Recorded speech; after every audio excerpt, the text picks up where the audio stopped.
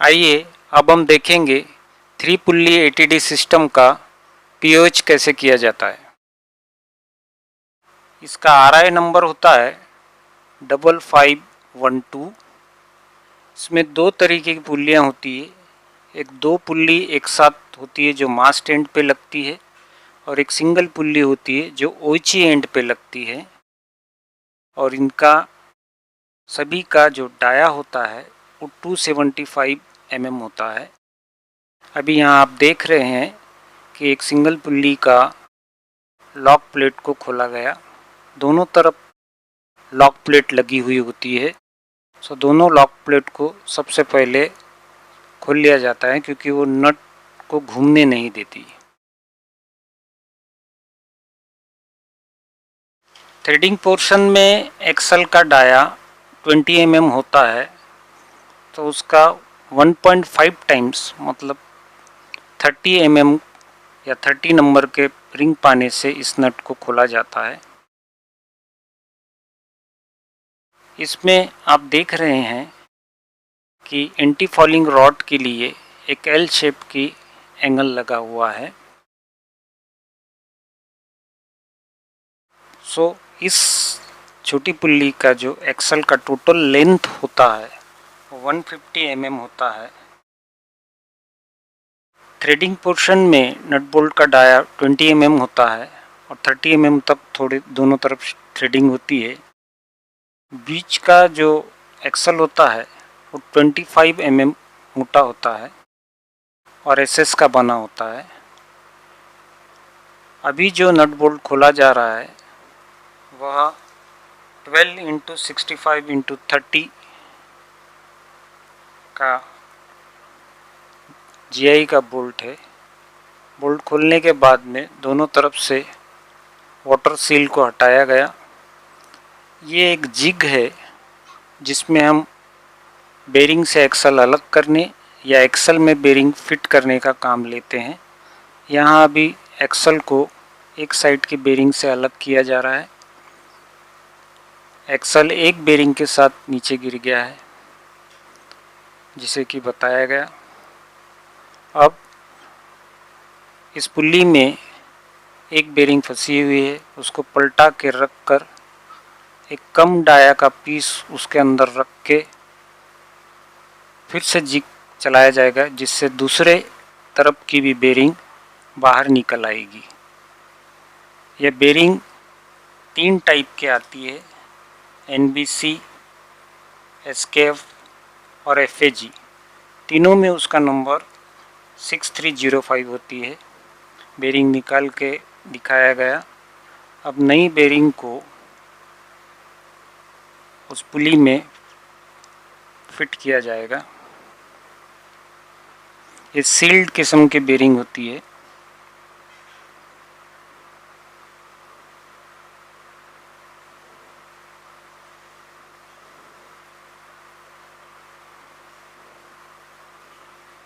Bearing अपनी जगह पे जाए और वाटर सील लगने का जगह भी बचा रहे, इसलिए एक पुरानी वाटर सील रख के उसके ऊपर एक पट्टी रखकर फिर से जिग को टाइट किया जाएगा। इससे बेरिंग अपने यथास्थान पर पहुंच जाएगी और वाटर सील का भी जगह बाहर की ओर बचा रहेगा। इस तरह एक तरफ की बेरिंग को फिट किया गया। जिग को रिलीज़ करके बेरिंग थ्रू है बराबर बैठी है जगह पे, ये देखा गया। अगर वो बराबर तिरछी बैठी होगी तो उसमें प्ले रहेगा, यदि सीधी रहेगी तो बराबर थ्रू रहेगा। अब पुल्ली को पलटा कर रख कर दूसरे तरफ की बेरिंग लगाई जाएगी।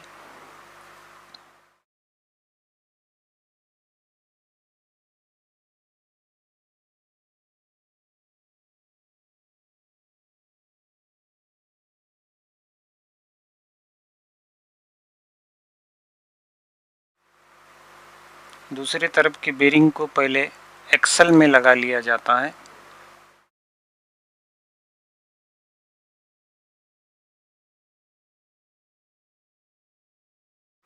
थ्रेड पे सीधा जिग को टाइट ना करें, उसका नट उस पे लगाएं, एक पट्टी रखें। यदि आपने थ्रेड पे सीधा जिग को टाइट किया तो थ्रेड खराब हो सकती है, इसका ध्यान रखें।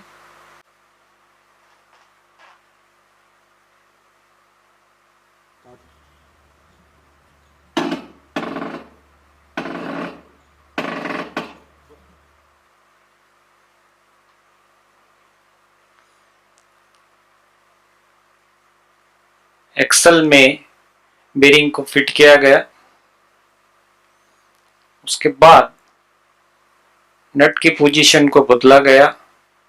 अब जिस तरफ नट लंबा है और जिस तरफ बेरिंग नहीं है, उस तरफ सेंटर में डिस्टेंस पीस डालने के बाद एक्सल का लंबा हिस्सा अंदर पूरा कर अब इस साइड के बेरिंग को जिग में लगाकर प्रेस किया जाएगा।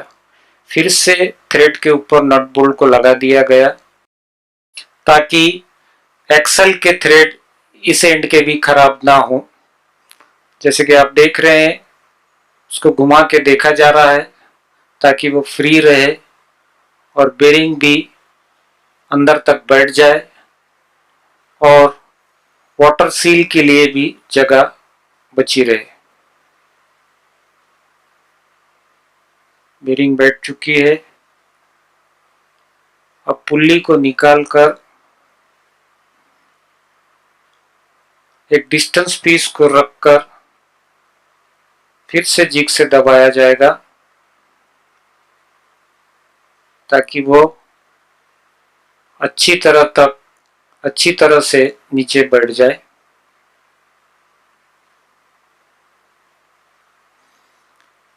पुल्ली को घुमाकर उसका प्ले देखा गया।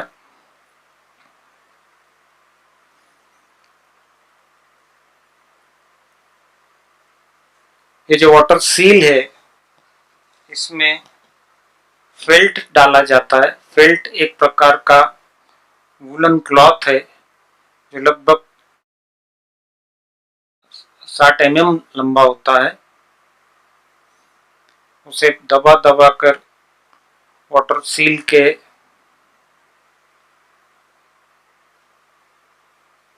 खांचे में भरा जाता है। ओवरलैप नहीं होना चाहिए।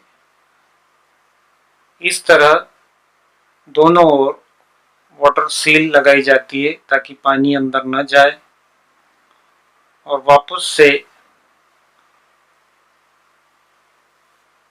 पुल्ली की आर्म को टाइट किया जाता है।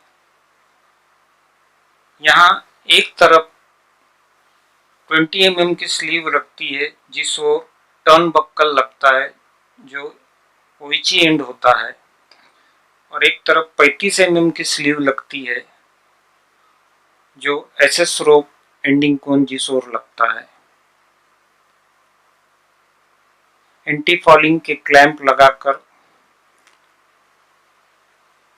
उसको सही दिशा में रखते हुए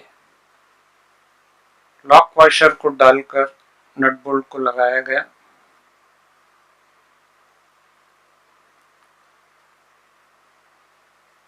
और 30 नंबर के पानी की सहायता से उसे टाइट किया जाएगा। टाइट करने से पहले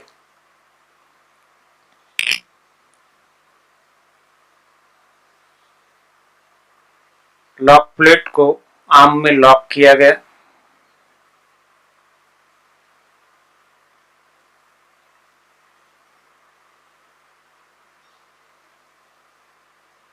हैमर की सहायता से लॉक प्लेट को आर्म के किनारे पर लॉक किया गया।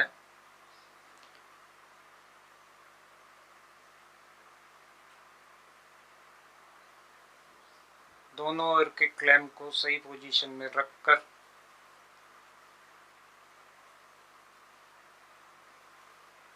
लॉक प्लेट को, दूसरी ओर की लॉक प्लेट को भी आर्म पर लॉक किया गया और टाइट किया गया। इसके बाद अच्छी तरह टाइट हो इसलिए लॉक करके पानी को एक पाइप का एक्सटेंशन देके टाइट किया जा रहा है।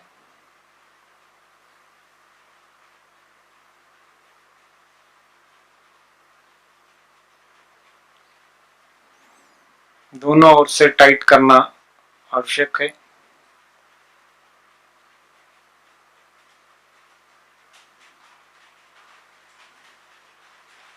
ताकि पुल्ली आर्म के सेंटर में रहे।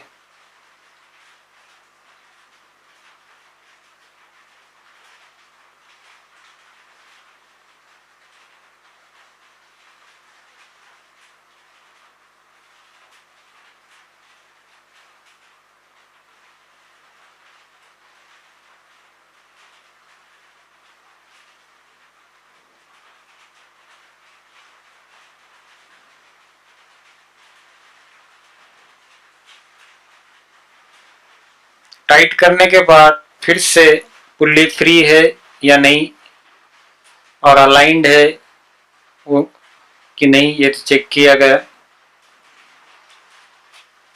अब लॉक प्लेट को जैसा खोला गया था उसी तरह अंत में वापस उसे लगाया जाएगा,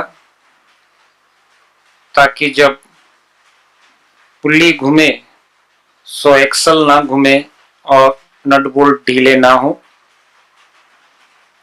इसी तरीके से डबल पुल्ली के भी दोनों व्हील को अलग कर उसके भी बेरिंग सेम तरीके से निकाल कर नई बेरिंग लगाकर इसी तरह से किया जाएगा। यहाँ हमने सिर्फ एक ही पुल्ली का पूरा काम करते हुए दिखाया है। इस तरह एक पीओच करने के लिए 6305 नंबर की 6 बेरिंग लगेगी। डिस्टेंस पीस के साथ जो जीआई के नट बोल्ट लगे हैं उनमें लॉक पिन की जगह होती है, सो अंत में बराबर लॉक पिन को डालकर प्लायर की सहायता से बेंड किया गया। देखिए टर्नबक्कल की तरफ टर्नबक्कल डालकर देखा गया, वो फ्री जाना चाहिए। धन्यवाद।